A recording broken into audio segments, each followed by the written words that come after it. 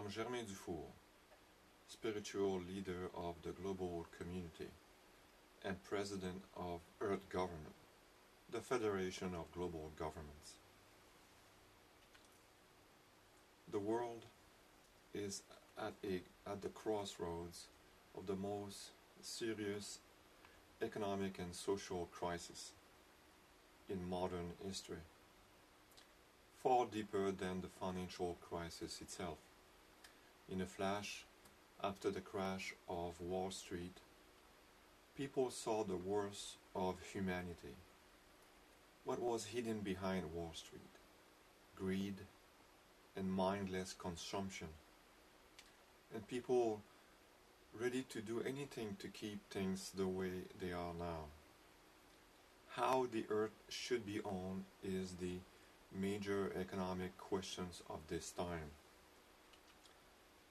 The global community concept of ownership states that land and all other natural resources of the planet are a common heritage and belong equally to everyone, to all life on earth, as a birthright.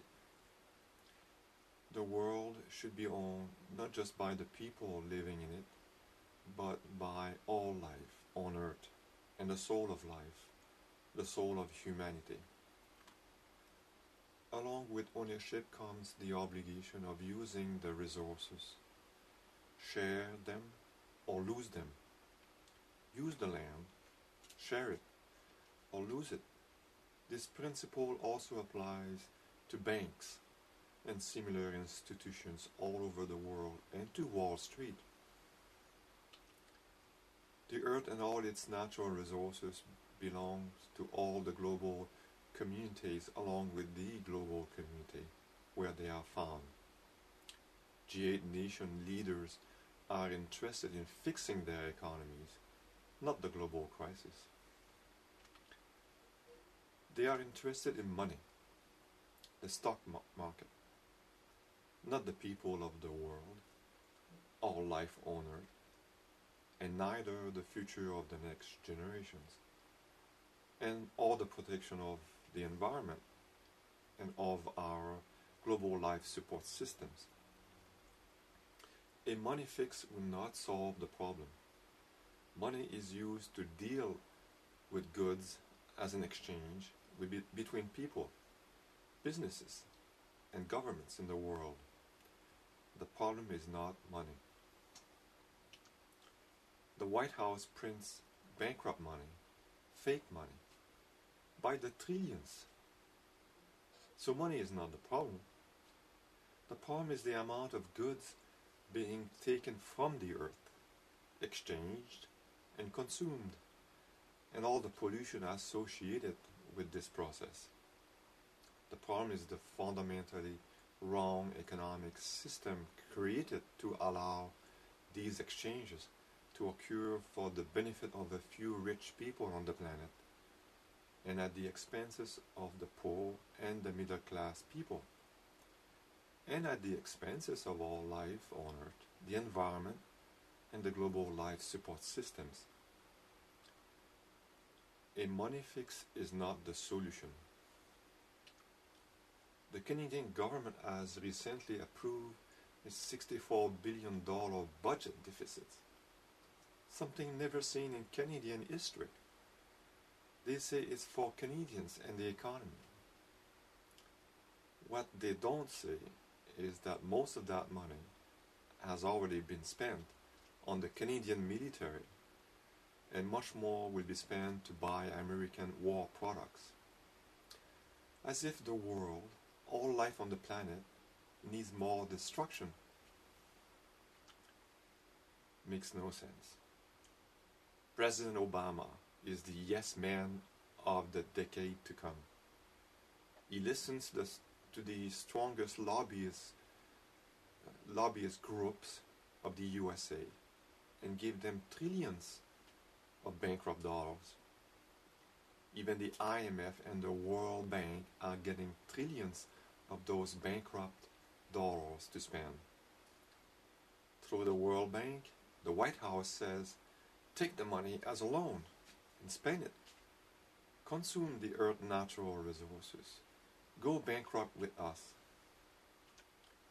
This way the White House makes everyone guilty of their crimes. Clever, but it makes no sense at all to the future generations and to all life on the planet. The odd thing here is that developing nations have to pay back the money they borrowed from the World Bank. That is, from the White House. But the White House used bankrupt money, fake money, to take over their resources. So in actuality, the White House got their natural resources for free, and the developing nations still have to pay back money. This is truly not a fair exchange of natural resources for fake money, and to have to pay back such long to thieves. To protect all peoples and life on Earth, the nationalization of natural resources has become a necessity. For example, in Canada, the property of the oil and natural gas and tar sands have been mostly owned by American and other foreign corporations.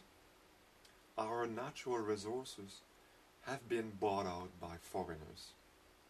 The US White House prints out trillions of dollars, bankrupt money, and hand them over to American corporations to acquire foreign resources-based corporations all over the world. This is no longer a fair exchange of something tangible with something else of an equivalent value.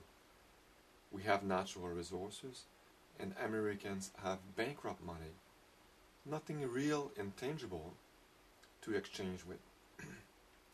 That's not right. How can we let that happen?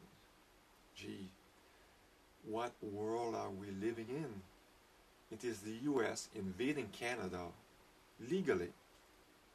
It is the US invading the world, developing nations, legally. It is time to nationalize Canadian natural resources.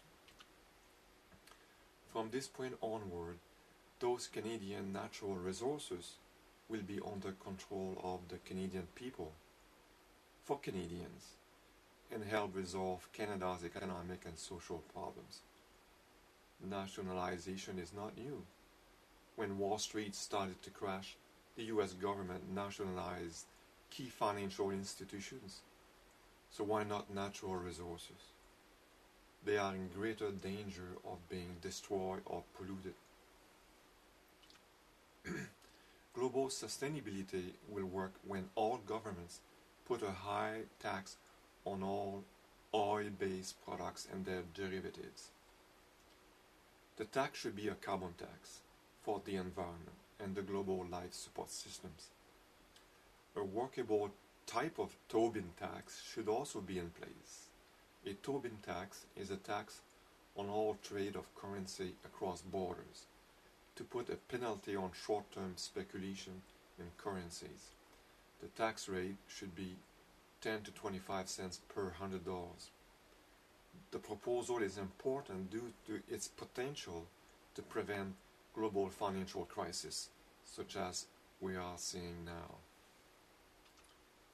The tax will generate an estimated $500 billion per year and will make it possible to meet urgent global priorities, such as preventing global warming, disease, and poverty. The tax should be managed by the global community and the Federation of Global Governments. Thank you.